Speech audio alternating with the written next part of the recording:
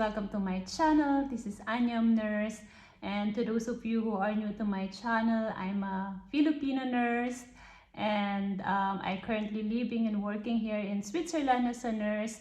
I used to live in Germany for almost 8 years, yes, and my topic for today is nurse in Germany or nurse in Switzerland. So I will go straight to the point. I'll talk about the advantages and disadvantages of working in Germany as a ward nurse or in the station. Well, I have experience there working in a nursing home and in a ward, orthopedic, gynecology, urology, and I also work in an ICU unit, but this is generally more on a ward nurse. So what are the advantages of working as a nurse in Germany? So the first one is the hours of working. So in Germany, usually the full-time work is around 38.5 hours to 40 hours per week. So it depends on the hospitals or institutions where you are working, but mostly mostly it's only 38.5 hours per week, so it's a shorter working hours. So that's one of the advantages. And also the urlaub or the holiday, you got 30 days minimum, 30 days of per year holiday. And also if you work night shifts, you get the additional, I think 2 to 4 days additional. When I was working in ICU in a government hospital, that was in 2018, I think I had additional 4 days. So 30 plus 4, I got 34 days per year. So that's actually quite a lot in compared to other countries or some other institution as well. So it depends on the institution, but mostly the minimum is 30. And another one of the advantages, we work, because it's only 38.5 hours per week, you work shorter on a day. So for example, on a morning shift, you work from 6 and then you're finished at 2:30, or if you're finished doing your report, you can go 2 p.m. you can get out na, and then you have the time for yourself. You have longer afternoon pa, and then longer nights for you. So it's good. It's also good if you have some hobbies, leisure activities. If you have a morning shift, you can still do it, especially during the summer. Yeah, you have the long days, long hours of sunshine, so it's really an advantage.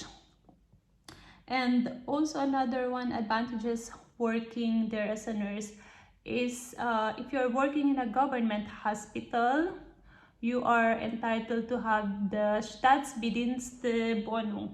So that's mean you will get a cheaper apartment for as a benefits working in the government hospital.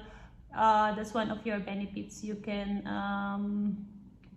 apply for it, and then you get cheaper ones. So in Munich, when I was working there before in a government hospital, you'll get around the 2-Zimmer apartment, 2-room apartment from around 600, 700.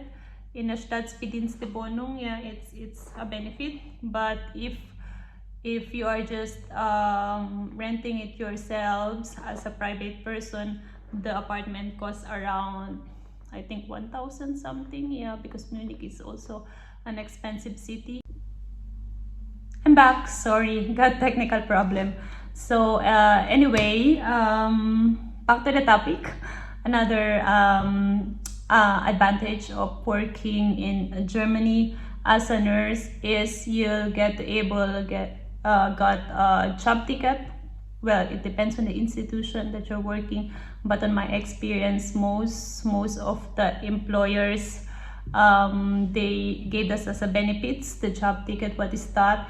That they give you allowance, or they pay half for the ticket that you are using for the public transportation, or if you're have a car, they will give some allowance for the gasoline. So I think that's per month. So a monthly allowance for that, for the transportation. So it's actually quite good. Yeah, it's not bad. In Germany right now, they have 49 euros, I think, all over the Germany per month. So most of the institution, most of the employers, they are paying it, because it's the program of the German government right now. I'm not sure, because I already left Germany when they started, so it's really a good thing as well. So it's overall Germany now only 49 euros, and some of the employers will give it as a benefits, so that's actually good.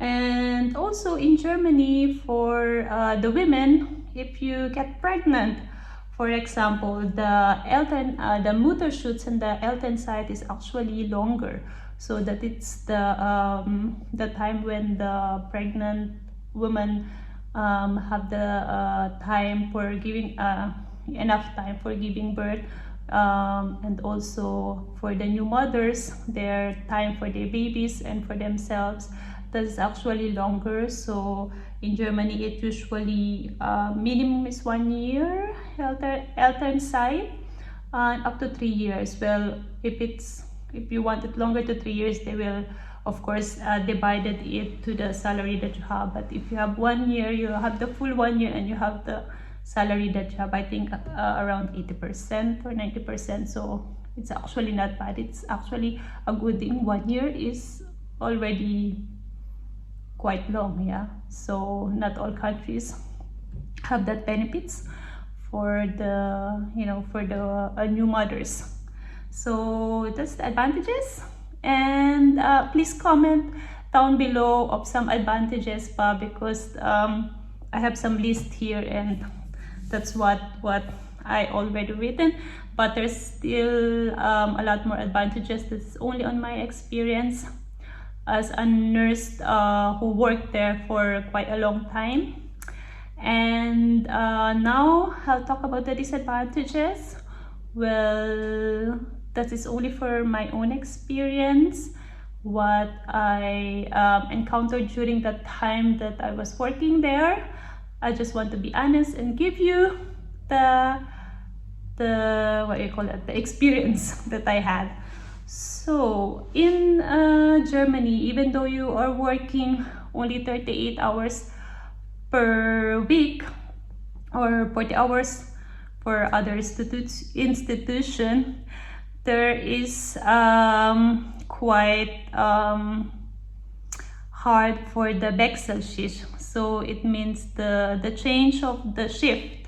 For example, there's a time, or mostly I experienced that if I have Spätdienst or afternoon shift, the next day I have Frühdienst or morning shift. So there's not enough hours that you'll be able to have a rest. So they're changing it right now, and they still want to improve it, but it's common. It's very normal in Germany that if you have afternoon shift, the next day sometimes you have a morning shift.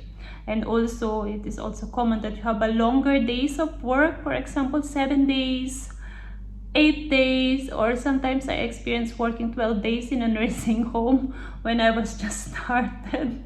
Yeah, 12 days straight, and sometimes only have 2 days off.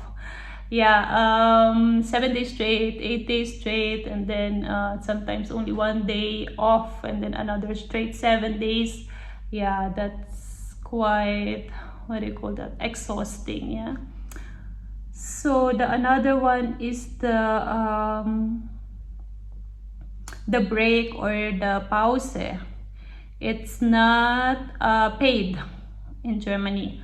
So in Germany, the break is 30 minutes Well, you have some institution that sometimes you can have a break 15 minutes in the in the morning shift for breakfast if it's not that toxic on the station. But generally, the general law or rule mostly sa mga napagtrabahuhan ko is 30 minutes break, and it's not paid. Anong ibig sabihin nun? It is cut on your hours. So for example, if you work 8 hours, if you stump, they only read is 7 hours and 30 minutes. That's it. So I think that's one of the disadvantages, because 30 minutes sayang, di ba? Kasi nandun ka naman eh. And sometimes you don't even have a real break because may nagkiklingon, someone's calling you, or someone is having an emergency or something like that. So you have to get up and leave your break because your priority is your patient. So, but you can say that because if you stamp on the hours, it's still deducted the 30 minutes. Well, you can write it and then you say, okay, this day, hindi ako nakapag-break the 30 minutes.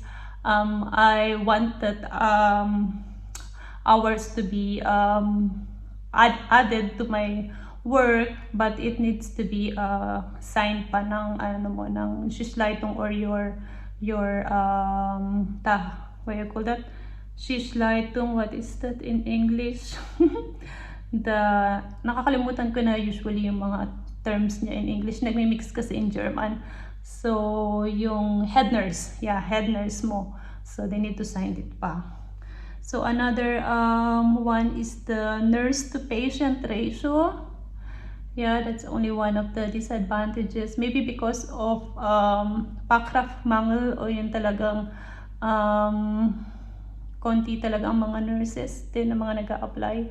And kulang na kulang talaga. So it's not regulated, the nurse to patient ratio. Sometimes during the afternoon shift on a ward, if you have 30 patients, dalawa lang kayong nurses, and then you'll get the other half, and the other nurse is on the other half. So you have 15 patients sometimes.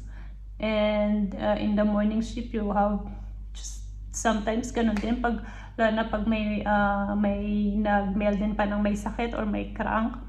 So it's difficult because you don't have enough time for your patient kasi nagmamadali ka kasi ang dami mong pasyente. So sometimes the quality of giving the care that the patient actually need, or giving that procedures that they needed, sometimes hindi mo na nabibigay yung quality, which is quite sad. And also, aside from that, na hindi regulated ang nurse-patient ratio, hindi rin regulated yung Einspringer pool. So what is Einspringer pool? Yun yung, for example, may nagkaroon ng nag-sick leave. And then there's a list of professionals or nurses that they put their names, and then they will say, okay, I can work this time, and then they will get extra payment. So I think most of the institutions in Germany may mga ganon, pero when I last work, walang hindi regulated yung ganon. So ang tendency, the head nurse, ang gagawin niya, kung sino yung may mga off that day, tatawagan niya, and then they will ask them, can you do another shift, or can you work today, can you come today? So which is actually a negative impact for the nurses na they want to have a rest, or they want to enjoy their free days, diba? Kasi you have been done, okay, just have to work, and sometimes it's not paid additional. It's just like the hours. They just put it in the extra hours that you have work for that. So sometimes hindi siya nakaka-happy, di ba? Well, that's one of the disadvantages. I know maraming mga nakaka-relate dyan, especially sa mga fellow nurses ko in Germany. That is very common. I experienced that a lot, mostly. Lagi ako natatawagan and lagi ako nag-Einspringer. even though I already work full-time or 100%. But of course, my colleagues, my team, they're very, what you call that, nice and friendly. And sometimes you do it for your colleagues, not just for the work. Sometimes you just have to do because, okay, naawa ka kasi walang mag-work, diba? So, sometimes it's not actually good. Sometimes di nakaka-happy. Sometimes we need to say no as well.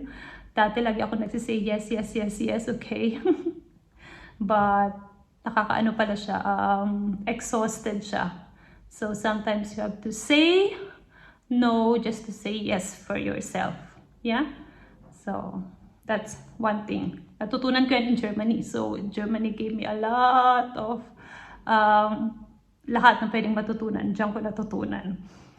So also another disadvantages is that especially sa mga private clinics na malalaki din naman na hospitals, tapos marami din namang patients, kulang sila sa some another medical professionals like practicants, nursing assistants, or students, kasi malaking bagay din sila, especially doing those things na pwede mo nang i-delegate to them para ma-save mo yung time mo and you do your things, the special, you know, the mga special procedures o yung mga talagang mga talagang importanteng gagawin and your priorities, pwede mo na i-delegate sa mga students, practicants, sa mga PLIG assistant or sa mga nursing assistants. And it's kulang sa Germany, wala masyado. Well, sa mga big hospitals meron naman sila, pero parang hindi masyadong madami. So the problem is that you are sabi nila sa German, du bist die Frau für alles.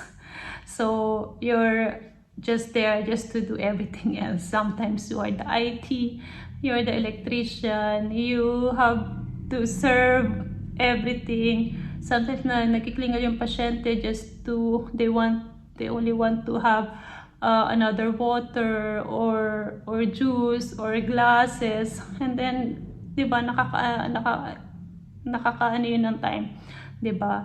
It's a waste of time syempre as well, but syempre sinong gagawa nun? Wala namang ibang other staff on the nursing station, for example, and then afternoon shift, dalawa lang kayo, sinong gagawa nun? Syempre ikaw din naman yung gagawa, diba? Wala namang problema, of course, if it's not toxic station. It's okay, it's not a problem. It's just small things, Kleinigkeiten. But kapag toxic yung area, marami kang Notaufnahme, marami kang mga emergency patients, mga operations that time. So talagang siya, stressful, nakaka-add ng stress. Yes, and also because of that, dahil sometimes kulang ang mga professionals, kulang kayo sa team, you don't have enough time for your patients. Sometimes lagi ka na lang nagpamadali. Yeah, I experienced that and I felt so bad doing that because there's no quality anymore na naibibigay mo sa pasyente. Usually, we always say that they are the priority, pero sa dami ng mga list na gagawin mo, sa dami ng mga Aufgabe that you have to doing, nawawala yung time, nagkakaroon ka lang ng small time for them, and then nagpa-prioritize ka na lang. So you do your prioritization, kung sino nila mas may priority, sila nila yung pabibigyan ng time mo. And then the other, syempre, hindi na sila masyadong hindi na na-meet yung requirements, yung time, or yung mga questions pa nila. Kaya sometimes, hindi ko rin masisisi yung ibang mga pasyente. Din sila, nagiging ginayap din sila o nagiging aggressive sometimes.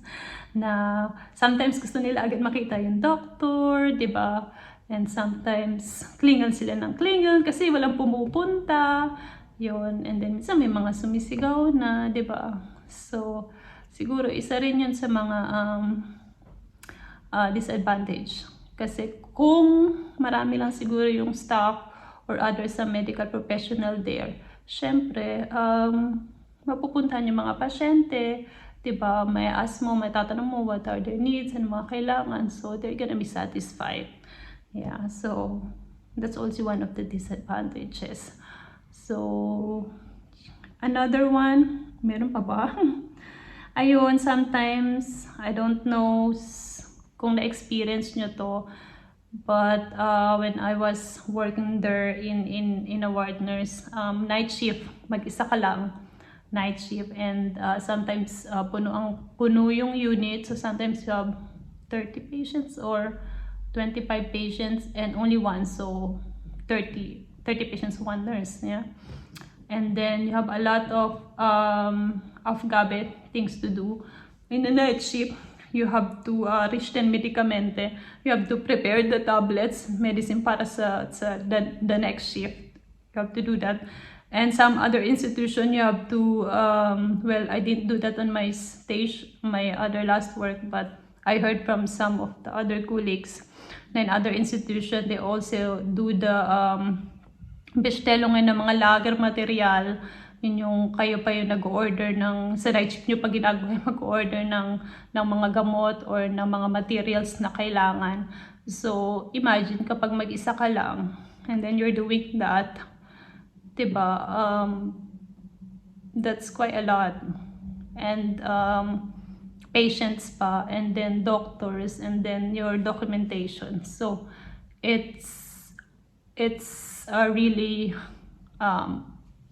big workload for a night shift nurse. And then syempre yung time pa na dapat natutulog ka, and then you're awake, so the concentration is not there anymore, so it's really hard. So that's also one of the disadvantages. So sana ma-change na yon, na kapag night shift, sana magkaroon na ng proper nurse to patient ratio. And also for all the shift, not just for the night shift, also for all the institutions, because it is important not just for the quality that you're giving for the patients, also for the employees, for the medical professionals, that they still have the energy they need if they finish the work, and also the work-life balance. So hopefully, I think they're doing that already, and they're into that. So hopefully, sa mga Filipino nurses natin dyan in Germany, balitaan nyo ako. Yeah. Comment down below kung ano pa yung mga na-experience nyo na kinaiinisan nyo, or what are the advantages and the disadvantages na hindi ko pa nasabi. Well, I actually had a good experience in Germany. I learned a lot from it, what I had experienced there, and it taught me a lot, and nahasa talaga yung pagiging nurse ko working there, because can you imagine, isa ka lang during the night shift, diba? Kapag nag-emergency yung isa nag-click, and the isa, diba, you're all in one, you have to manage your time. So I just think it positively, in a positive way, yung na-experience ko doon, because it nahulma ako, it holds me as a nurse, and now I can see that I can manage my time well, and I know how to prioritize, diba? That's also one of the positive experience.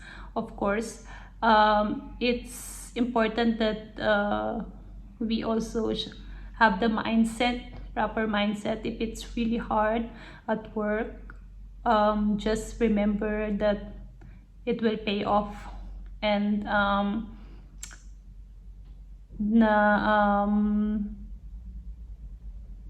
it's gonna be actually what you call that, the learning process for you to become as a strong person as you are. And yeah, that's it in Germany. And now I'll talk about in Switzerland. Yeah, nurse in Switzerland or in Schweiz. Yeah, here they call it Pflegefachfrau. And just want to drink. Sorry, nauuhaw ako.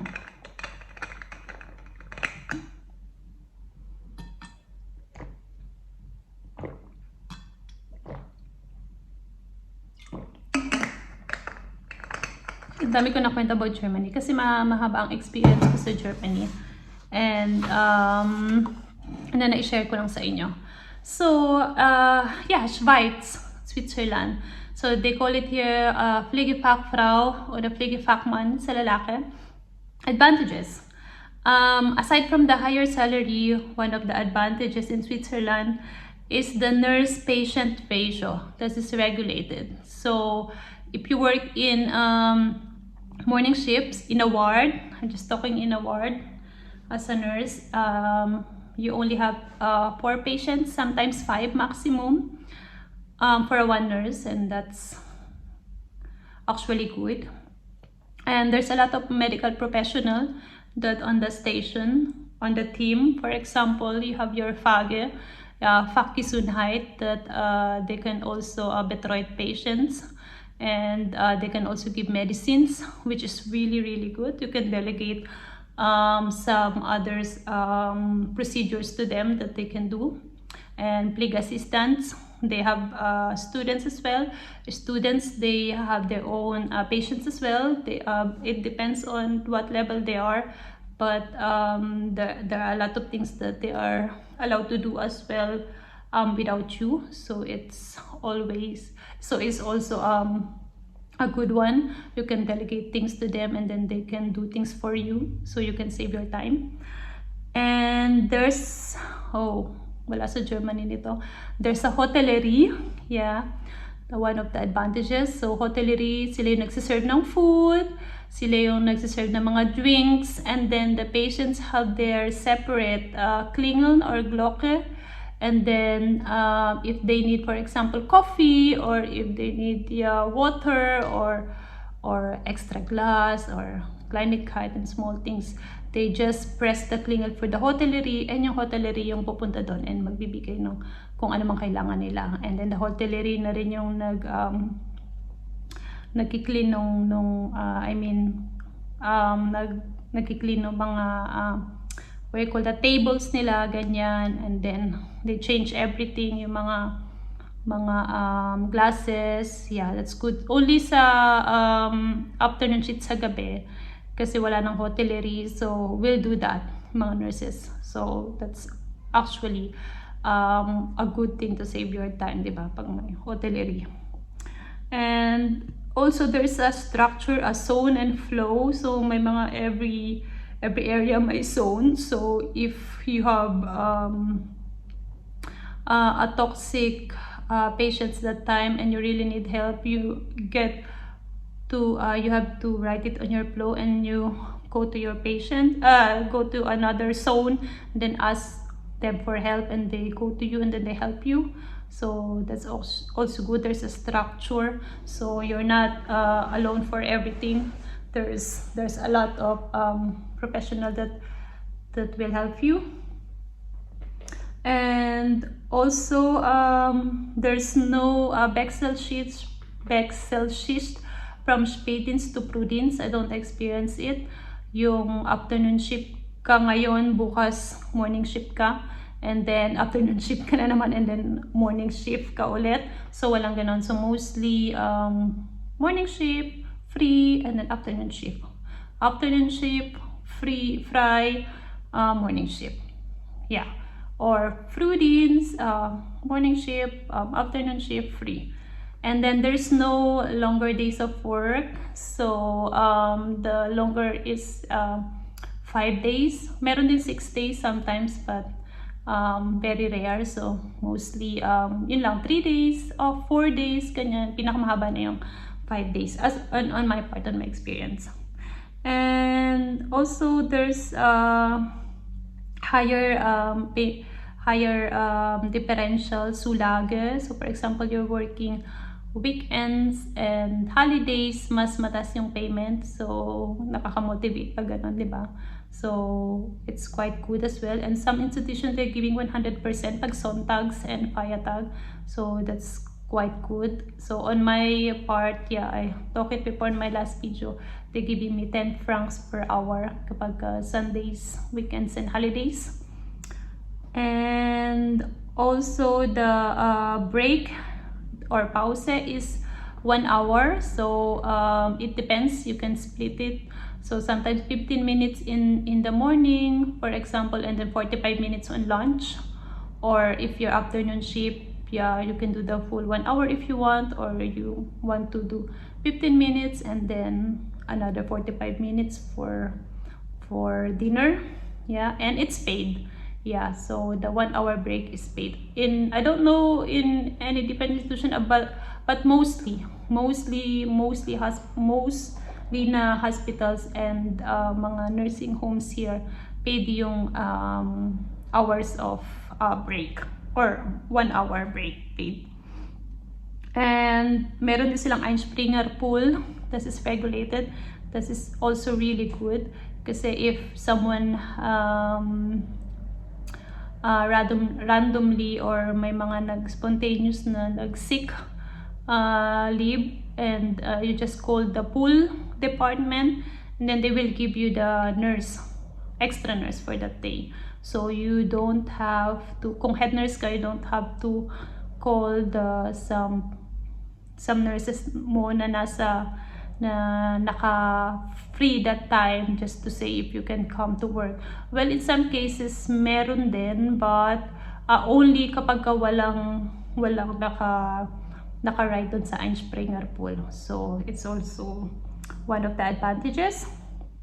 And also because of the nurse-to-patient ratio is regulated, the time for your patients is also good. You have the quality time for your patients. So it's so weird kasi when I was working in Germany, when lalo na kapag nagmamadali, you just say hi, hello sa patients and ask mo lang kung anong kailangan nila, if they have pain or something, and then you go to the next patient, or you go to the someone who klingel. And here in Switzerland, you have time for patients para to introduce yourself, and also they have a board where I work right now. Each of them, they have a patient board, and then you just write, meron doon nakasulat yung mga termine, kung ano yung mga procedures na gagawin sa kanila that day, and then you have to write the time and what procedures or what are the tests they're doing on that day, para alam din nila. So isusulat mo doon, and then isusulat mo din doon yung name ng doctor, and of course yung name mo. Tapos you have your what do you call that, you have your goal for that day. What is your goal for that day? To mobilize patients, or to attend training, a few rin, yung mga ganun, you write it down. So maganda nakikita ng patients, they know my flow, and they know kung anong gagawin nila, kung anong mga procedures yung gagawin that day. So it's not all question mark. Yeah. And the documentation is also digital, so it saves a lot of time. That's all digital. You can do it all in the computer, yung mga transfer, yung mga blood works, yung mga mayropos. If you have some mga special untersuchung, yung mga röntgen, you just have it there in the documentation. So very easy. And they also have job ticket as well. One of the benefits, of course, they either give you the 50%, or some of the institution they gave more, 70% of the public transportation, mobility, or there also a bike for free, for example, and some also giving for the fitness studio. If you enroll for a fitness studio, they give 50% of the price, or 75%, not bad, yeah. And also the work-life balance is is also what you call that, appreciated because of the nurse to patient ratio, and you don't have long working days. So that's one of the advantages. And syempre meron din naman mga disadvantages, 'di ba? So Switzerland is a paradise, but meron din mga disadvantages din. So nobody's perfect. Yeah. So in Switzerland you work 42 hours per week. Yeah. It's longer than in Germany. So on a day shift, for example, you start at 7 and then you finish at 4. Yes. And then afternoon shift you start at 2:30 and then you finish 11. So to complete that 42 hours per week. But in that 42 hours per week, the 1 hour break is included and it's paid. And also, one of the disadvantages, the holidays or Ferien or Urlaub, it's shorter than in Germany. It's only mostly minimum is 25 days. Meron mga institution na nagbibigay ng 30 days, but ano lang, konti lang. Mostly talaga mga 25 days. So mas konti, 'di ba? So yung mga mahilig mag-urlaub, syempre sayang, 'di ba? Sayang naman, konti lang. But you are allowed to get unbezahlte Urlaub or non-paid holiday. If you want it, if you need it, you just say it to your head nurse and then they will grant it. Mostly nag-grant, yeah. And one of the disadvantages, yun nga, sometimes the documentation isn't good, but there's another side that has disadvantage because sometimes there are a little bit complex. Medyo madami. Sometimes you have your plige process, plige management. Sometimes it takes time. So that's for me one of the disadvantages. And yun nga, kailangan mo detailed. You have to put in detail yung mga ginawa mo that takes up patience. So sometimes, well, it's not really a disadvantage, but sometimes nakakaano rin siya ng time na nagko-consume din siya ng time. Well, it's actually not as hard, but you also have to, sometimes you have to think what's the plige management, and also in German. So minsan, yeah, minsan ano siya, disadvantage siya. Lalo na if you want to go home early and you're not yet finished doing your documentation. So you have to put it on detail, yeah. And also another disadvantages in Switzerland is that for pregnant women or for the new mothers, it's only 16 weeks rest. Yeah, I know it's too short, yeah. And compared to Germany that you're allowed 1 year, here is only 16 weeks. It's paid, some are paying 100%, some are 80%, yeah, for that time. So health and sight. But yeah, if you want to want it longer, of course you will ask for the unbezahlte Urlaub, which is non-paid. So yeah, medyo down siya, di ba? Disadvantage siya. And also here, meron sila mga personal bonus kapag nahihirapan kang humanap ng apartment. Meron yung mga institution, they have apartment, but it's some are cheaper, but they don't have something like Staatsbedienstwohnung, just like in Germany, that if you work in a government hospital, you'll get to find an apartment that is that's a lot cheaper from the normal price. So walang ganito here. So here the apartment is quite pricey, so it ranges, minimum is 1,000. So mostly pag gusto mo ng malaking bonong, malaking apartment, so it ranges around 1,500. So it depends where you are. If you are in Zurich, just what I said before, so minimum mga 2,000 for example 3 rooms apartment. So it's actually disadvantage, diba? And yeah, I think that's it. So kung may mga nakalimutan pa ako, just comment down below. So yeah, that's only what I experienced working in Germany and working in Switzerland right now. Yeah, I'm just new here. I'm just learning things, and I'm also observing.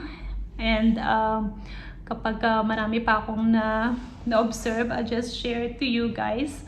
And thank you for keeping up with me, and thank you for watching this video. Hopefully I gave the important information that you needed to choose if you if you want to stay to Germany or move to Switzerland one day.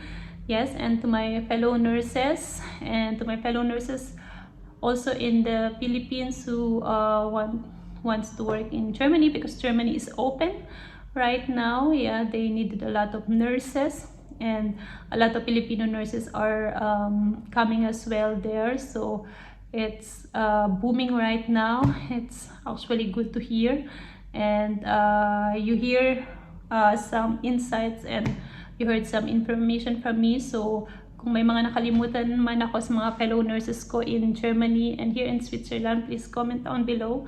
And thank you again for watching, and hopefully you subscribe in this channel, and hopefully you support this channel, guys. And thank you so much again. Bye.